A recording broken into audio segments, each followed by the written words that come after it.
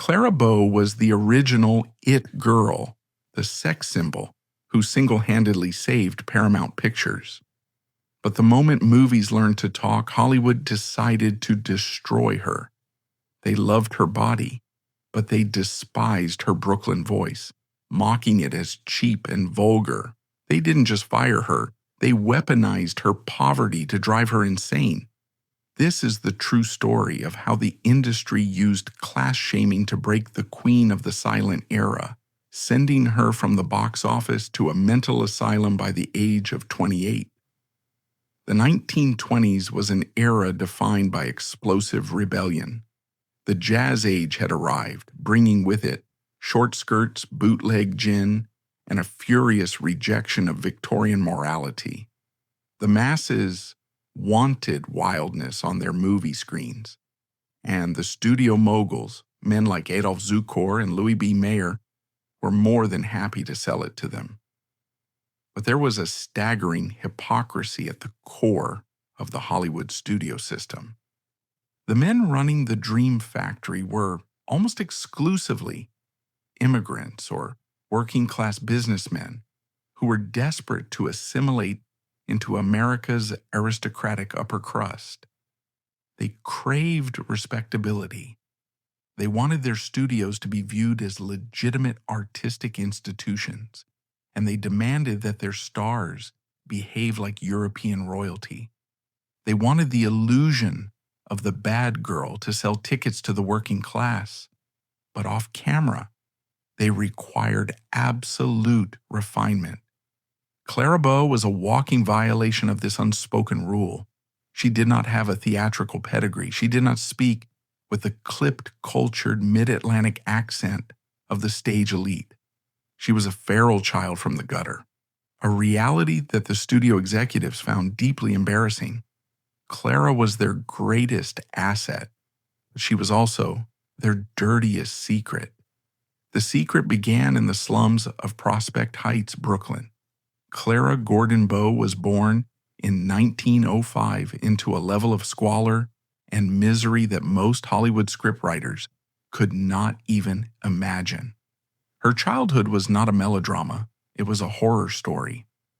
Her father, Robert, was an absent, abusive alcoholic who drifted from one menial job to another, leaving the family to freeze in unheated tenements. But the true terror of Clara's existence was her mother, Sarah. Sarah Bow suffered from severe violent schizophrenia, a condition exacerbated by a traumatic head injury and the unimaginable grief of losing two children before Clara was even born. Growing up, Clara did not have a mother. She had a captor. She became the primary caregiver for a woman who was increasingly detached from reality, prone to terrifying seizures and paranoid delusions.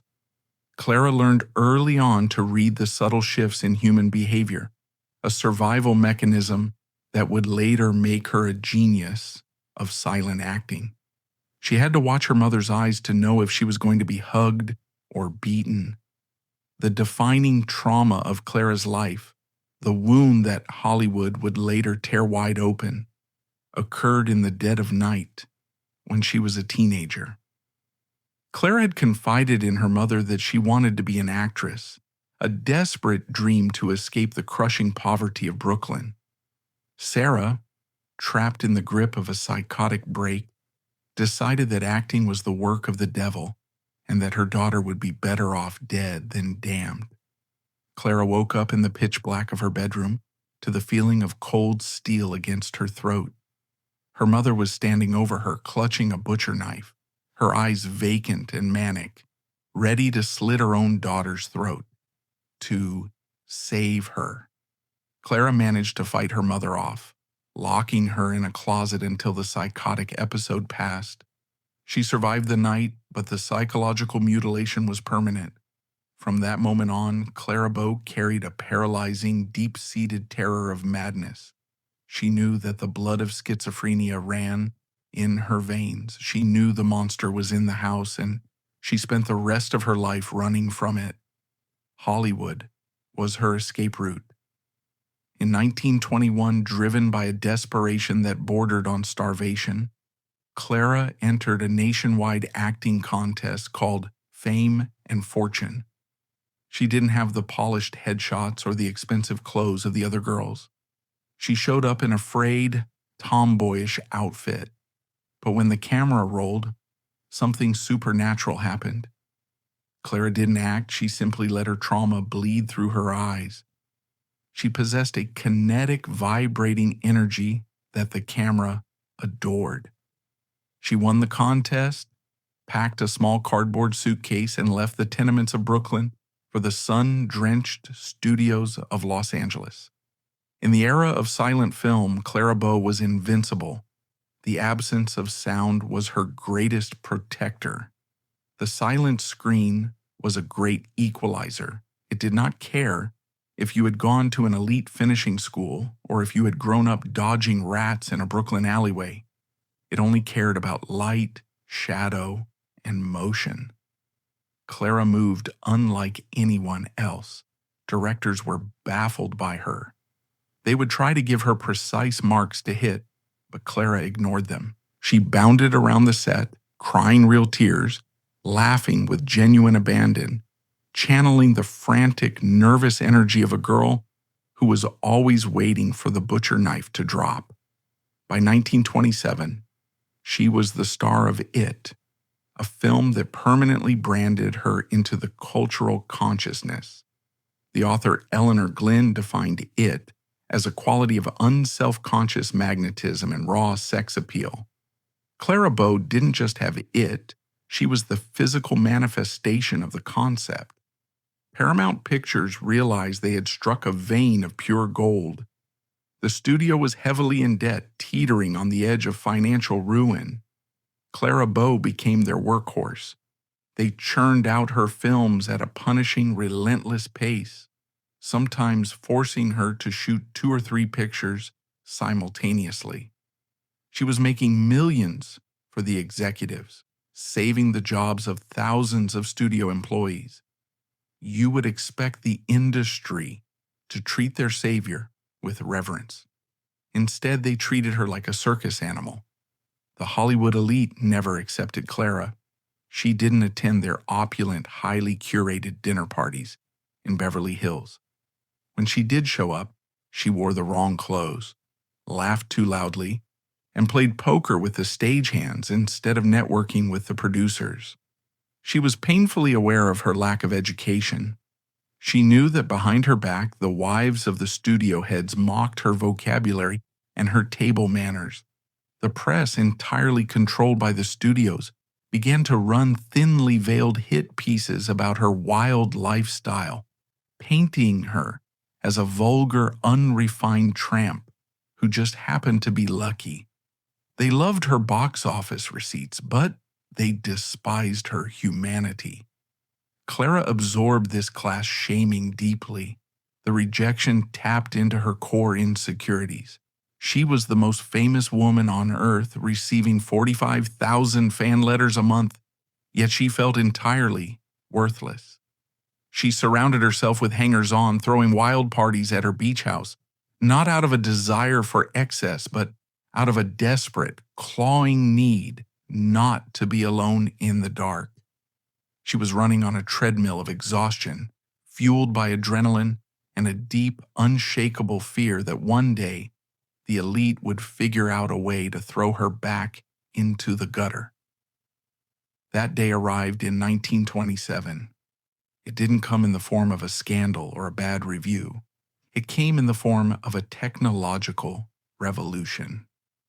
Warner Brothers released The Jazz Singer, and the silence of the cinema was shattered forever. The talkies had arrived. Across Hollywood, a cold panic set in. The luxurious pantomime world of the silent stars was suddenly obsolete.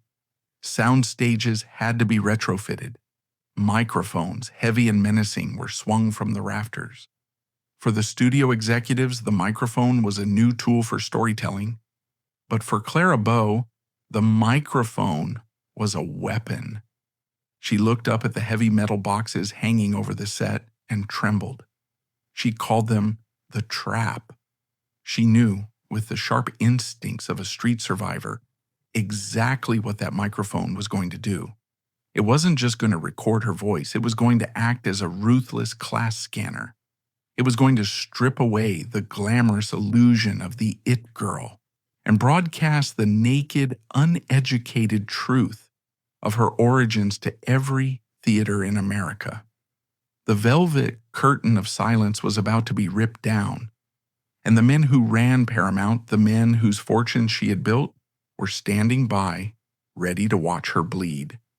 The transition to sound in Hollywood was not a graceful evolution. It was a brutal, overnight massacre. The early sound stages were, quite literally, torture chambers for the actors who worked on them. To prevent the sensitive new microphones from picking up the whirring of the camera gears, the cameramen were locked inside stifling, airtight glass booths that the crews morbidly referred to as ice boxes, though they routinely reached temperatures well over 100 degrees. But for the actors, the restriction was even more suffocating.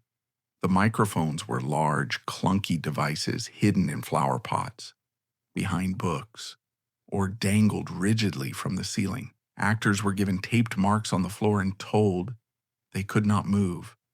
If they turned their heads too far to the left or right, their voices would drop out. If they walked across the room, the scene was ruined. For a static theatrical actor, this was merely an inconvenience. For Clara Bow, it was an absolute death sentence. Clara's entire cinematic genius was rooted in perpetual, frenetic motion. She was a creature of kinetic energy. In the silent era, directors simply pointed the camera at her and let her loose. She bounced, she paced, she threw herself onto sofas. She wept with her whole body. Her physical freedom was the very source of her it factor.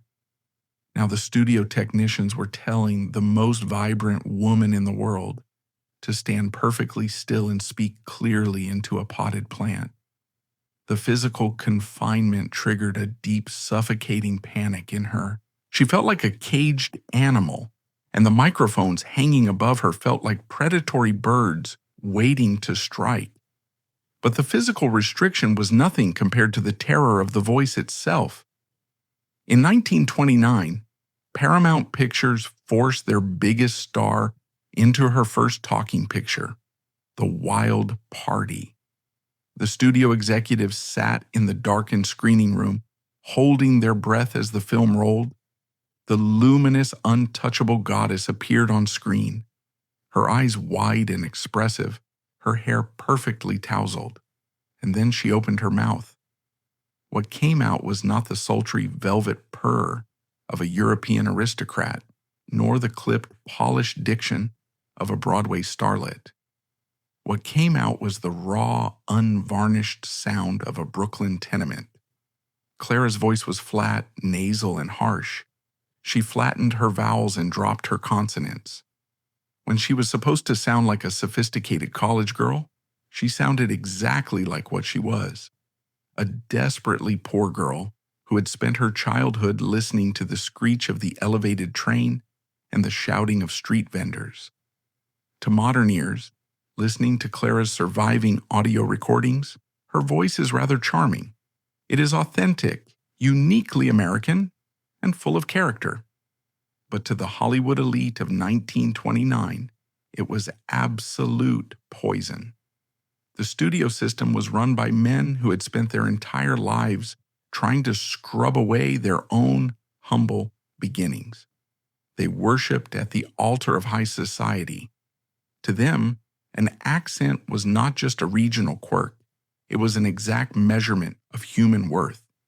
An accent like Clara's signaled a lack of breeding, a lack of education, and a lack of class.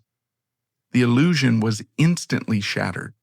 The men who ran Paramount realized with sinking dread that they could no longer sell Clara Bow as the ultimate, sophisticated object of desire. The microphone had acted as a ruthless class scanner, stripping away the glamorous costumes and the Hollywood makeup to reveal the starving, frightened girl from the slums. This is the point where a decent, humane industry would have stepped in to protect its most valuable asset. Metro-Goldwyn-Mayer, for instance, spent a fortune protecting Greta Garbo. They hired the finest vocal coaches, carefully curated her first speaking roles, and marketed her Swedish accent as exotic and mysterious. Paramount could have done the same for Clara. They could have paid for elocution lessons. They could have tailored scripts to fit a working-class heroine, turning her background into an asset. After all, Clara had single-handedly kept their studio out of bankruptcy just 2 years prior. They owed her their fortunes. Instead, Paramount threw her to the wolves. The executives, led by B.P. Schulberg, looked at Clara not as a human being who needed guidance, but as a depreciating asset on a balance sheet. They calculated that the public would soon tire of her low-class voice. So their strategy was brutally simple: wring every last drop of profit out of her before she collapsed entirely. They refused her requests for a break.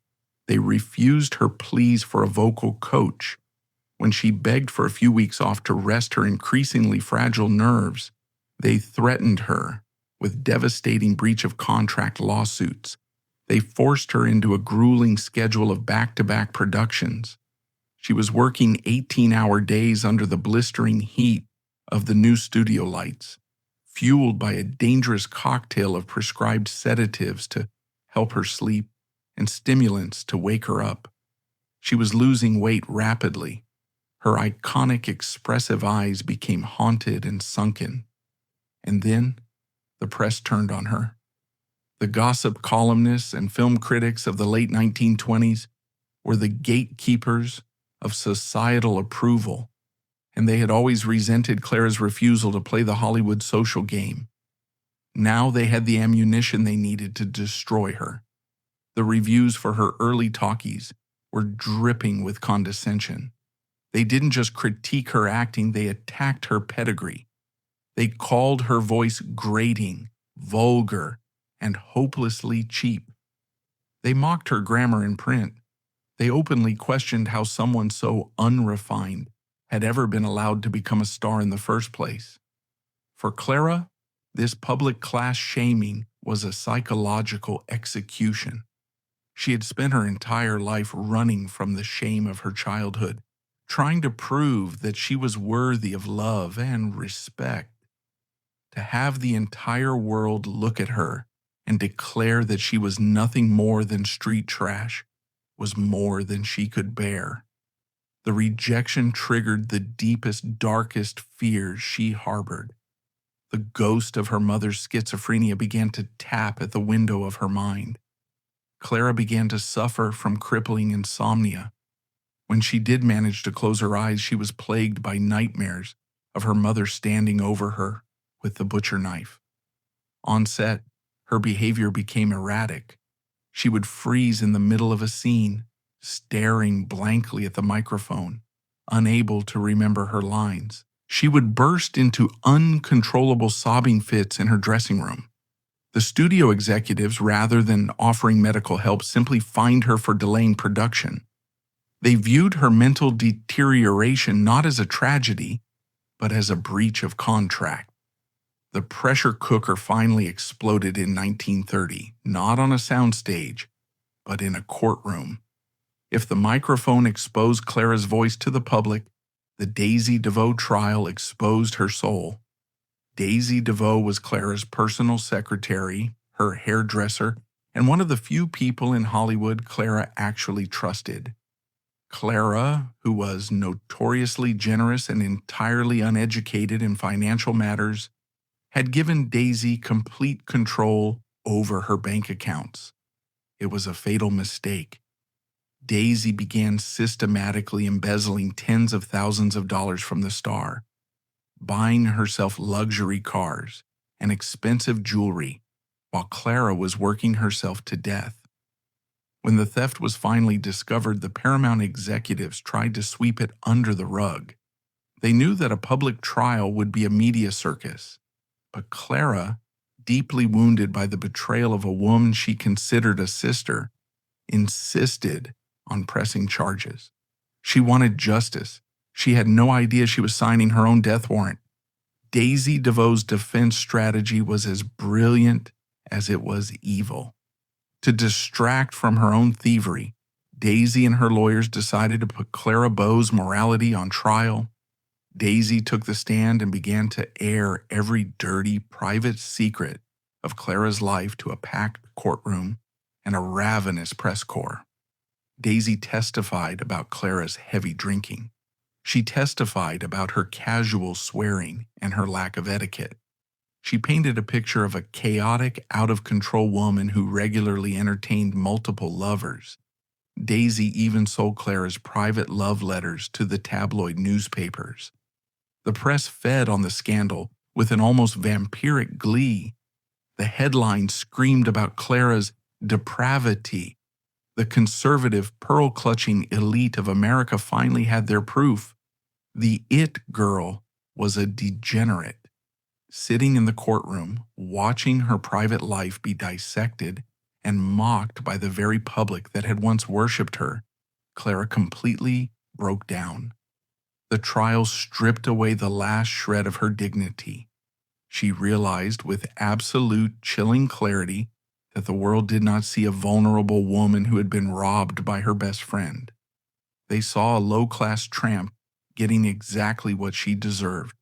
The jury eventually found Daisy DeVoe guilty of grand theft, but the legal victory was entirely irrelevant. The court of public opinion had already delivered its verdict on Clara Bow, and the sentence was permanent exile. Returning to the Paramount lot after the trial, Clara was a ghost. She was 25 years old, but she looked like a woman who had lived 100 agonizing years. The studio executives, the men who had built mansions, with the money she generated, looked at her with undisguised contempt. She was no longer a profitable asset. She was a public relations nightmare. The it had been beaten out of her. Her mind, pushed far beyond the limits of human endurance by exhaustion, betrayal, and public humiliation, finally began to fracture. The terrifying reality that she had feared her entire life was coming true. The walls of reality were starting to bend. Clara Bow was teetering on the very edge of the abyss, and all of Hollywood was standing right behind her, ready to give her the final push.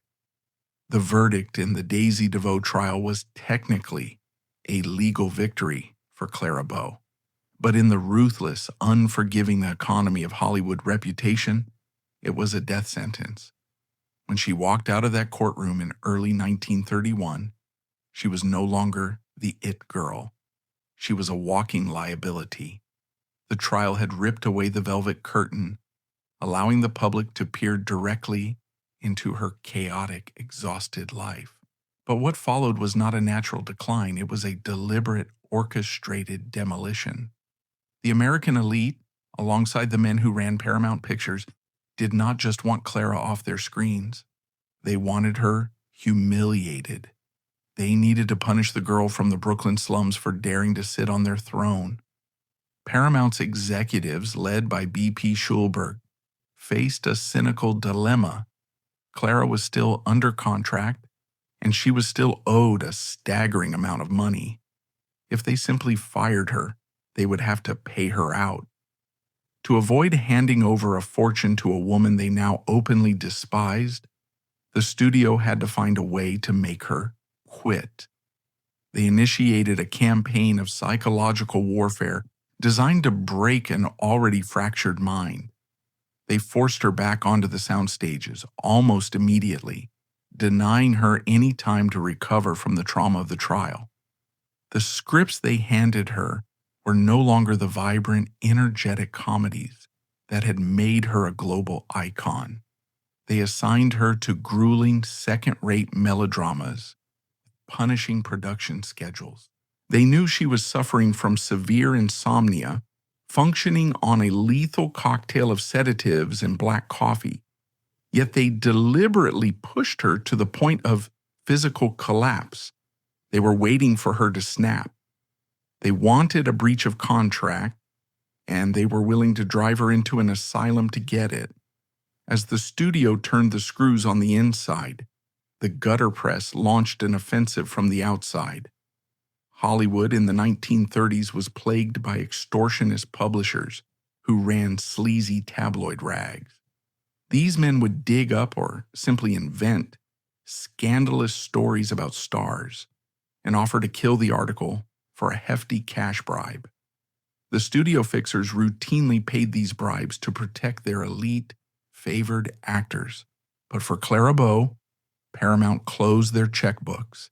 They threw her to the wolves.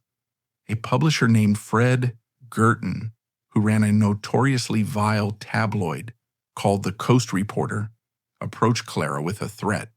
He demanded a massive payout, or he would publish a special edition dedicated entirely to destroying her. Clara, showing a flash of her old Brooklyn street fighter spirit, refused to be blackmailed.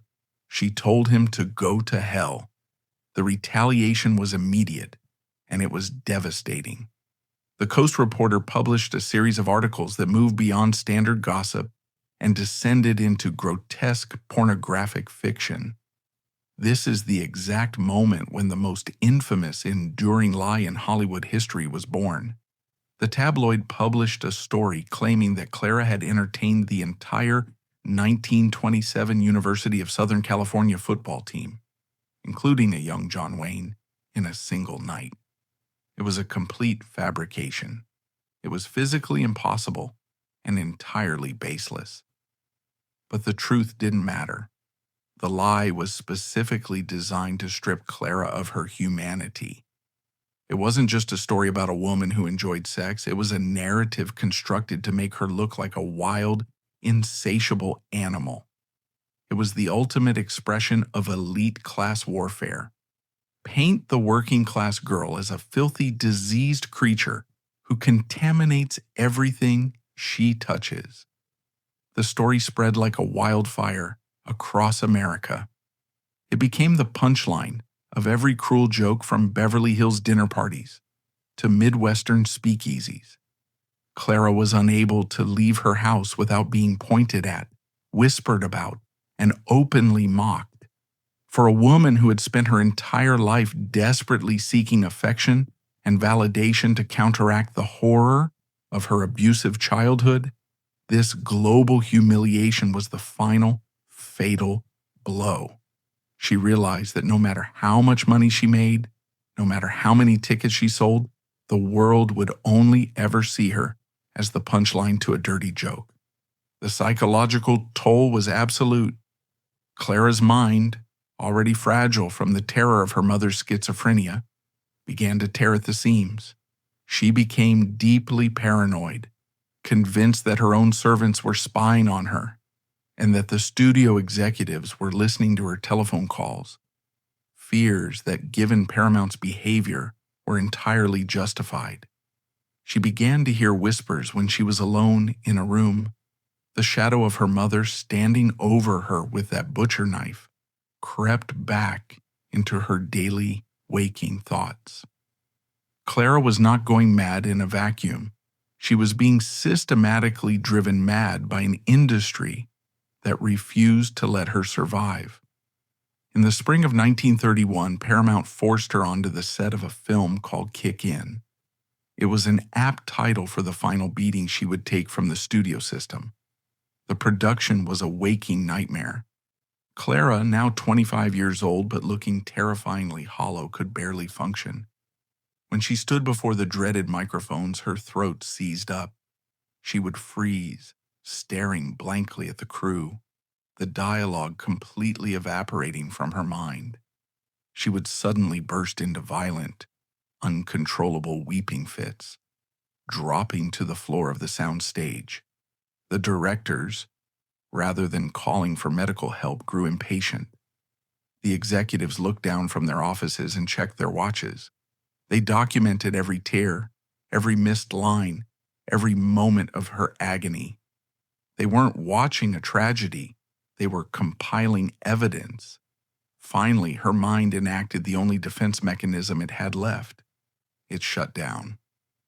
Clara walked off the set of Kick In, went to her dressing room, and collapsed. She was completely incoherent. A doctor was summoned, and the diagnosis was swift and brutal: severe nervous exhaustion. Paramount Pictures had what they wanted. Clara was declared medically unfit to work. The studio swiftly canceled her contract. There was no severance package, no public statement of gratitude for the woman who had built their empire, and no support for her medical bills. The executives simply wiped their hands clean. They instantly replaced her with a new crop of young, pliable actresses, women like Sylvia Sidney and Jean Harlow, and the great Hollywood money machine kept grinding forward without missing a single beat. Within days of walking off the Paramount lot, Clara Bow was quietly ushered through the heavy doors of a psychiatric sanatorium in Glendale, California. The greatest, most electrifying movie star on the planet was locked away in a quiet room, sedated, hidden from the world. The victory of the Hollywood elite was absolute. By locking her in a sanatorium, they didn't just remove a financial liability, they successfully invalidated her entirely. If Clara was insane, then the studio wasn't responsible for exploiting her. If she was mad, then society didn't have to reckon with the sheer cruelty of the class shaming they had subjected her to. The label of mental illness became the perfect rug under which the industry swept its own toxic, abusive behavior. Lying in that hospital bed, staring at the ceiling, Clara Bow was finally safe from the microphones, the cameras, and the gossip columnists. She was trapped alone with the one thing she feared more than anything else: her own mind. The It Girl had been successfully butchered, her reputation left to bleed out on the pages of the tabloid press. But the story of Clara Bow does not end in that hospital room, because while the elite thought they had buried her, they underestimated the sheer, terrifying resilience of a girl who had survived the slums of Brooklyn. The silence inside the Glendale Sanatorium was heavier than any silence Clara Bow had ever experienced. It was not the protective velvet silence of the silent film era, where her flaws were masked and her beauty reigned supreme. This was a sterilized, clinical silence. It was the sound of a woman being erased. At 25 years old, the woman who had generated millions of dollars, who had received more fan mail than anyone else on the planet, was locked in a white room. The studio executives who had worked her to the point of a nervous breakdown did not send flowers. They did not visit. To the American elite, Clara Bow had fulfilled her purpose. She had made them incredibly rich, and then she had conveniently self-destructed. But as Clara lay in that hospital bed, the true horror was not the betrayal of Hollywood. The true horror was the terrifying realization that her mother had won. All her life, Clara had run from the ghost of Sarah Bow. She had used the manic energy of the It Girl to outrun the shadow of schizophrenia. Now, heavily sedated and stripped of her glamorous costumes, Clara was forced to look in the mirror and confront the possibility that she was genetically cursed. In the 1930s, psychiatric care was not about healing trauma. It was about containment. The doctors looked at her not as a survivor of horrific childhood abuse and relentless corporate exploitation, but as a hysterical burned-out actress. They prescribed rest and isolation, fundamentally misunderstanding the deep bleeding wounds of her class humiliation. Yet Clara Bow was not a fragile aristocrat. She was a street fighter from the tenements of Brooklyn. She possessed a core of raw survivalist iron that the studio moguls had completely underestimated. She was not going to let Paramount Pictures write her obituary. Her lifeline, came in the form of a man who represented the absolute antithesis of the Hollywood establishment. Rex Bell was a cowboy actor. He did not wear tuxedos to Beverly Hills dinner parties. He did not care about the mid-Atlantic accents or the snobbish hierarchies of the studio executives. He was straightforward, protective, and genuinely devoted to Clara. While the rest of the world was reading tabloid lies about her depravity, Rex Bell visited her in the sanatorium. He offered her the one thing the Hollywood machine had actively denied her: a safe harbor. In 1931, Clara married Rex Bell and did something that stunned the industry. She turned her back on Los Angeles entirely. The it girl, the ultimate symbol of urban jazz-age excess, moved to a sprawling, dusty property in the middle of the Nevada desert called the Walking Box Ranch. The transition was jarring, but it was a calculated act of self-preservation. Clara traded her silk gowns for denim and cowboy boots. She traded the flashbulbs of the paparazzi for the blinding, unforgiving sun of the Mojave Desert. Out there, surrounded by cattle and sagebrush, the cruel whispers of the high society columnists could not reach her. The desert offered a brutal, honest isolation. For a brief period, it seemed as though Clara had successfully escaped the meat grinder. She was no longer a commodity. She was a wife. She was seeking a desperate, aggressive kind of normalcy to prove to herself and to the ghosts in her head that she was not her mother. But Hollywood is a jealous master, and the elite recognized that there was still money to be wrung from Clara's name. The public had not forgotten her. The morbid curiosity surrounding her breakdown had only amplified her myth. In 1932, a rival studio, Fox Film Corporation, approached her with an offer that was impossible to ignore. They offered her a staggering $250,000 to star in just 2 films. In the depths of the Great Depression, this was an astronomical sum. Paramount had thrown her away, convinced she was worthless. Fox was offering her a chance at ultimate vindication. Clara accepted the deal, but this time, the rules of engagement were different. She was no longer the frightened, eager-to-please teenager. She returned to Hollywood not as an employee, but as a mercenary. Her comeback film, Call Her Savage, 1932, is a cinematic masterpiece of defiance. It is one of the most astonishingly raw performances of the era. The studio attempted to typecast her once again as a wild, untamable woman. But Clara subverted the narrative. She poured every ounce of her rage, her trauma, and her humiliation into the character of NASA Springs. She did not hide her Brooklyn accent. She weaponized it.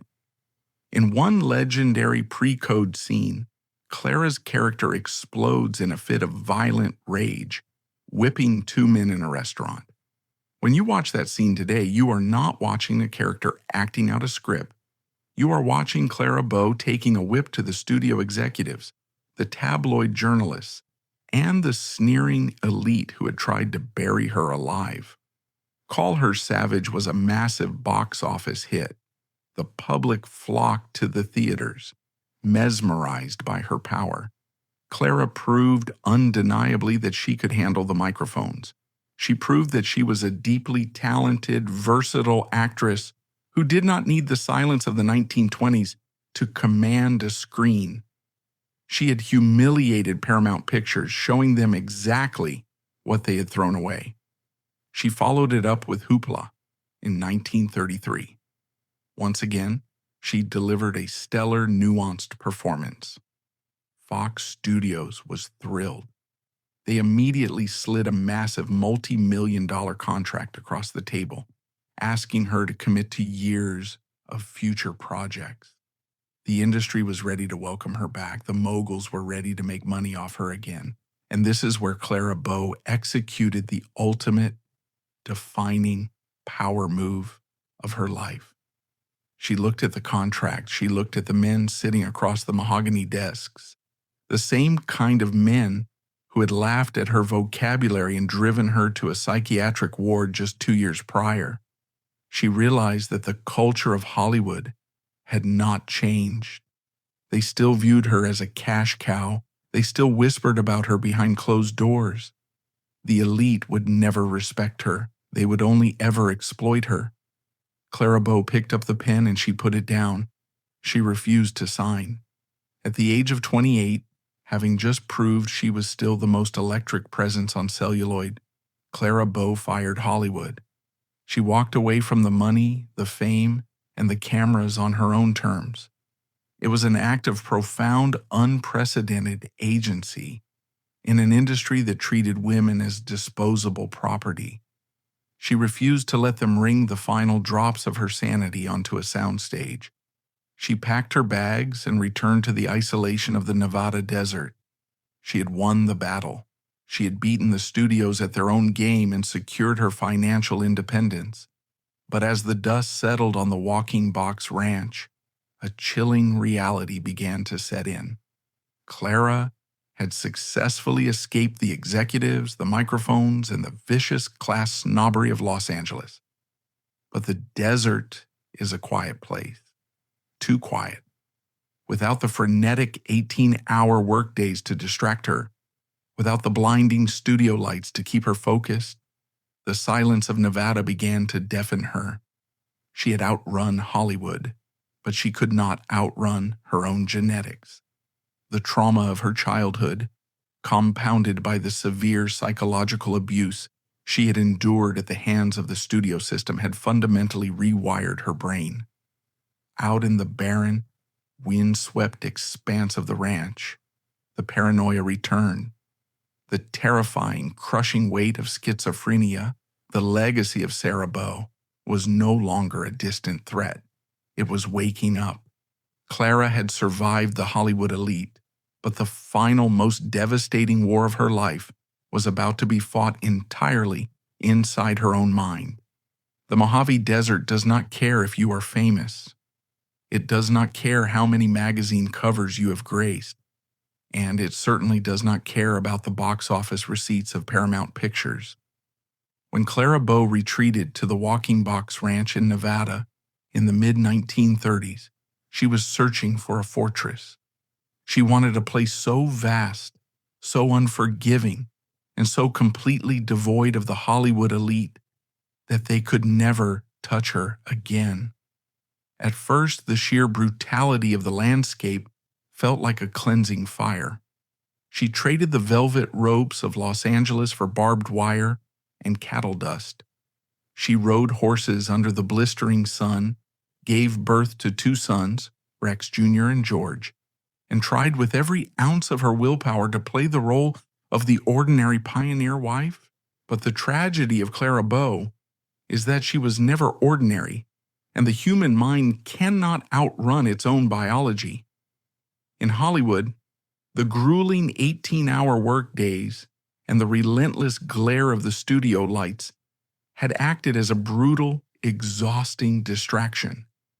The constant motion had kept her demons temporarily at bay. Out in the desert, however, the silence was absolute. And in that silence, the ghosts began to speak. Without the frantic schedule of a movie star to anchor her, Clara was left alone with her memories. The psychological mutilation she had endured at the hands of the studio executives, the vicious class shaming from the tabloid press, the betrayal of her closest friends, it all began to rot inside her. More terrifyingly, the genetic time bomb passed down from her mother Sarah was ticking louder every day. Schizophrenia is a merciless disease. It does not announce itself all at once. It creeps in through the cracks of a fractured psyche. Clara began to suffer from profound, debilitating insomnia. The desert nights were long and pitch black, and she was terrified to close her eyes. When she did sleep, The nightmares of her childhood in the Brooklyn slums returned with violent intensity. She would wake up screaming, convinced her mother was standing in the corner of the room with a butcher knife. The paranoia that had started in Hollywood morphed into severe waking delusions. She became convinced that the ranch hands were conspiring against her. She began to hear voices whispering in the wind that howled across the Nevada plains. To Clara, the horror wasn't just that she was losing her mind. The true, unspeakable terror was that she knew exactly what was happening to her. She had spent her entire childhood watching her mother descend into the abyss of madness, and now Clara could feel herself slipping down the exact same black hole. She knew the monster intimately, and she knew there was no cure. Her husband, Rex Bell, tried to be the anchor. The cowboy actor had promised to protect her from the cruelties of the world, but Rex had ambitions of his own. As the years passed, Rex decided to transition out of the cattle business and into a completely different arena: politics. It was a decision that would inadvertently drive the final, fatal nail into Clara's fragile sanity. Rex Bell began running for political office in Nevada, eventually rising to become the lieutenant governor. But politics in the mid-20th century was a ruthless, highly sanitized game of image and perception. To succeed, a politician needed a respectable, polished, and perfectly poised society wife to host elegant dinners and charm the wealthy donors. The bitter, suffocating irony is almost impossible to overstate. Clara Bow had literally fled into the barren wasteland of the desert to escape the judgmental, snobbish elite of high society. Now her own husband was dragging that exact same world right into her living room.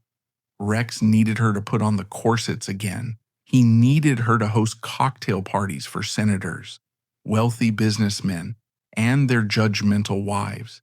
He needed her to be the refined, aristocratic hostess that Paramount had always demanded she be. For Clara, this was not just uncomfortable, it was a profound psychological trigger. When the political elites of Nevada came to the ranch, Clara could see it in their eyes. The wives of the politicians looked at her with the same thinly veiled disgust that the Beverly Hills wives had weaponized a decade earlier. They didn't see the lieutenant governor's wife.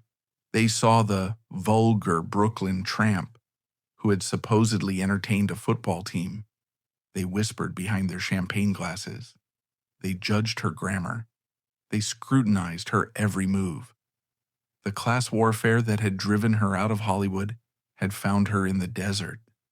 The pressure to conform to this rigid, elitist political mold shattered whatever fragile grip Clara still had on reality. She couldn't do it. She began to refuse to leave her bedroom when guests arrived. Her behavior became dangerously erratic. She would suffer from explosive fits of rage, followed by days of catatonic depression. She attempted suicide. Her mind, battered by a lifetime of exploitation and rejection, simply collapsed under the weight of having to play a respectable lady for the very class of people who had destroyed her life. By the mid-1940s, Clara's condition had deteriorated so severely that she became a danger to herself. The woman who had once defined global sexuality and freedom was no longer capable of tying her own shoes. Rex Bell, desperate and out of options, made the agonizing decision to commit his wife to a psychiatric facility. But the horrors of mid-20th century psychiatry were not designed to heal a broken heart or soothe childhood trauma. They were designed to shock the brain into submission. Clara was admitted to the Institute of Living in Hartford, Connecticut, one of the most prestigious psychiatric hospitals in the country. But behind the manicured lawns and the expensive brick facades lay a clinical nightmare. The medical establishment did not look at Clara Bow and see a victim of systemic corporate abuse and class-based psychological torture. They saw a textbook case of schizophrenia, and they treated it with the brutal, blunt force instruments of the era. The It Girl was subjected to electroconvulsive therapy, ECT.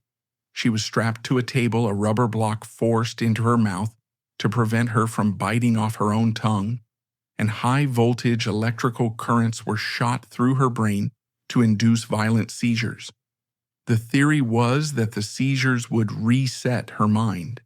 In reality, it was sheer, unadulterated trauma.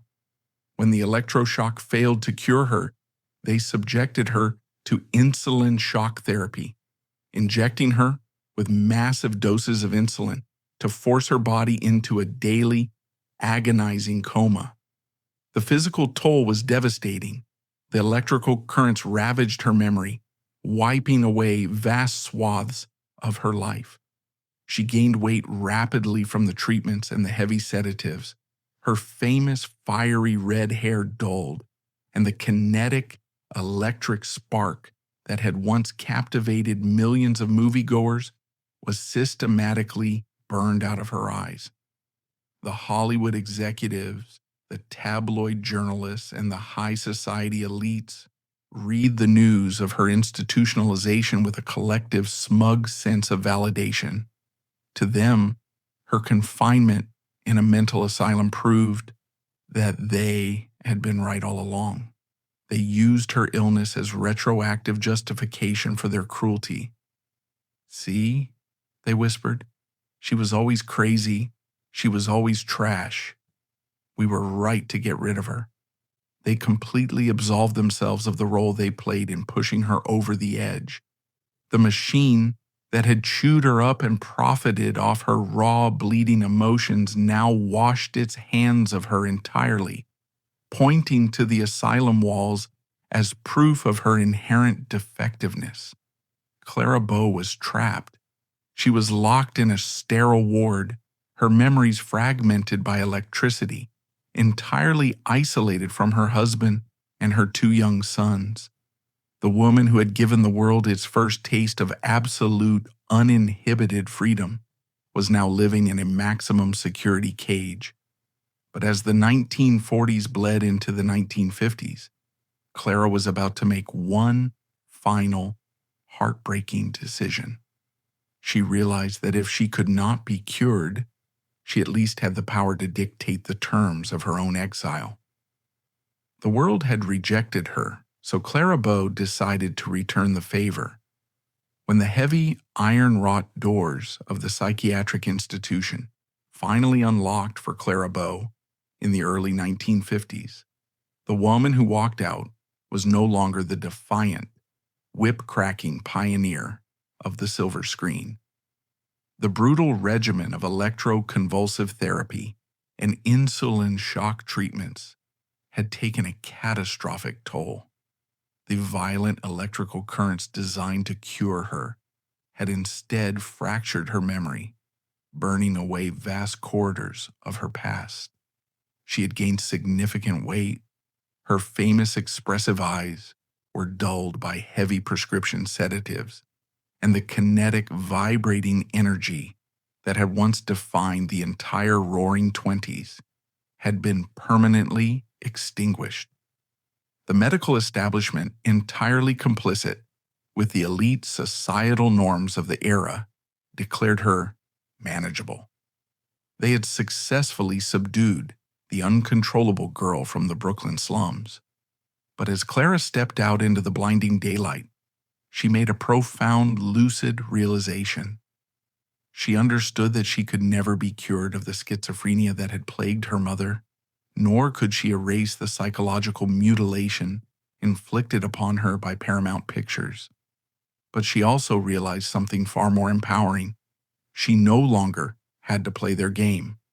The world had fundamentally rejected her humanity, opting instead to consume her trauma as tabloid entertainment. Therefore, Clara Bow decided to reject the world. In an act of supreme quiet defiance, Clara did not return to the sprawling, high society political life of her husband, Rex Bell, in Nevada. She knew that the polite, sneering wives of the political elite would only trigger her darkest terrors. Instead, she chose an exile that was dripping with profound irony.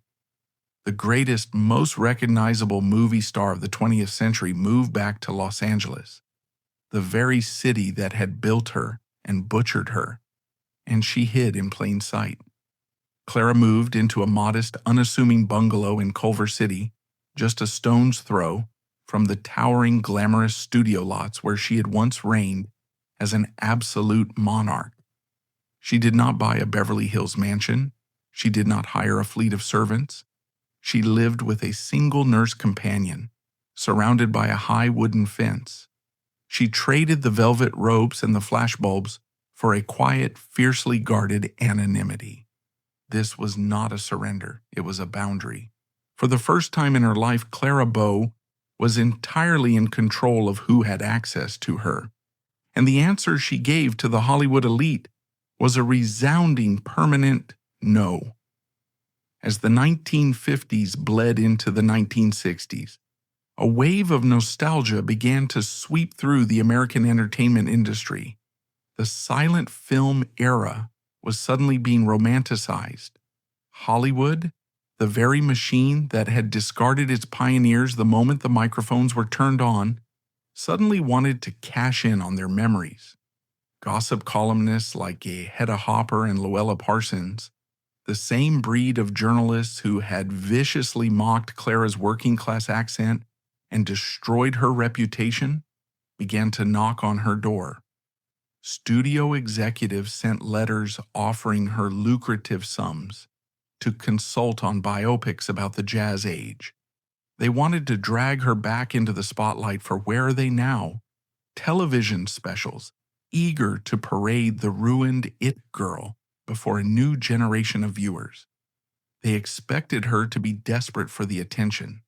They assumed that, like so many discarded stars, she was sitting by the telephone, praying for Hollywood to forgive her. They were wrong. Clara Bow never answered the door. She never returned their phone calls. She threw their lucrative offers into the fire. She refused to allow the elite to commodify her tragedy.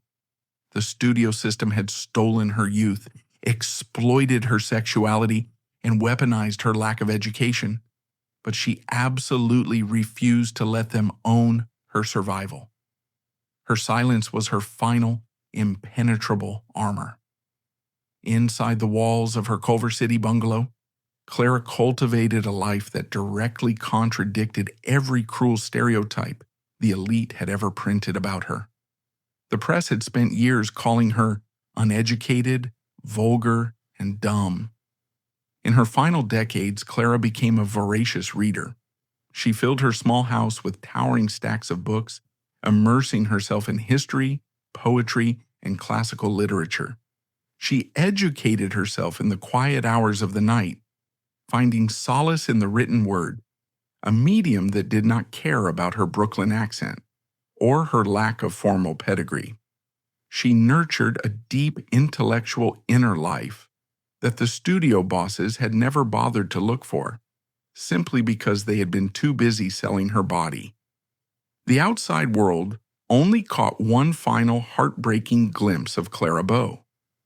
In 1962, her estranged husband, Rex Bell, suffered a fatal heart attack while running for the governorship of Nevada. Clara emerged from her self-imposed exile to attend his funeral. The paparazzi, ruthless as ever, swarmed the church. They were hungry for a photograph of the fallen idol. They wanted a picture of a mad woman, a hysterical, ruined relic of the 1920s. What they got instead was a masterclass in quiet dignity. Clara, heavily veiled and physically frail at 56 years old, stood by the casket with absolute composure. She did not weep for the cameras. She did not provide them with the dramatic, chaotic spectacle they craved. She paid her respects to the man who had tried to save her And then she turned around, stepped back into a waiting car, and vanished behind the wooden fence of her bungalow forever. The final years of Clara Bow's life read like a haunting, beautiful poem about the fragile nature of memory. Suffering from cardiovascular disease and the lingering heavy fog of her psychiatric medications, Clara rarely left her armchair. But late at night, when the rest of Los Angeles was asleep, something magical happened in the modest living room. Television stations in the early 1960s had begun broadcasting old, silent movies in the early hours of the morning to fill dead air time. Clara's nurse would later recount that Clara would sit in the dark, bathed in the flickering silver light of the television screen, and watch her younger self dance across the glass. Imagine the profound, staggering, emotional weight of that scene. Here was a woman in her late 50s, physically scarred and emotionally battered by a brutal, classist industry, sitting in the dark, watching a 20-year-old girl who possessed the entire world. She watched the it girl laugh, flirt, and weep without making a single sound. In those silent films, the microphone did not exist. The crushing, snobbish judgment of the Hollywood elite could not reach her. In the silence, she was perfect. She was untouchable. Clara would watch these films, and occasionally a soft, genuine smile would break across her tired face. She held no bitterness for the girl on the screen. She knew exactly what that girl had survived to get there. On September 27, 1965, at the age of 60, Clara Bow's heart finally gave out. She died quietly in her bed in Los Angeles, just miles away from the Paramount gates she had once kept open with her sheer, undeniable magnetism. When the news of her death broke, the Hollywood establishment reacted with exactly the kind of sickening, predictable hypocrisy that had defined their relationship with her from the start. The studio executives released statements mourning the loss of a legend. The newspapers printed glowing obituaries calling her the defining spirit of the jazz age. The very people who had ruthlessly mocked her voice, shamed her poverty, and driven her into a psychiatric ward suddenly wanted to claim her as their beloved icon. They laid flowers on her grave, conveniently forgetting that they had been the ones to dig it. But history, when examined closely, does not tolerate hypocrisy forever.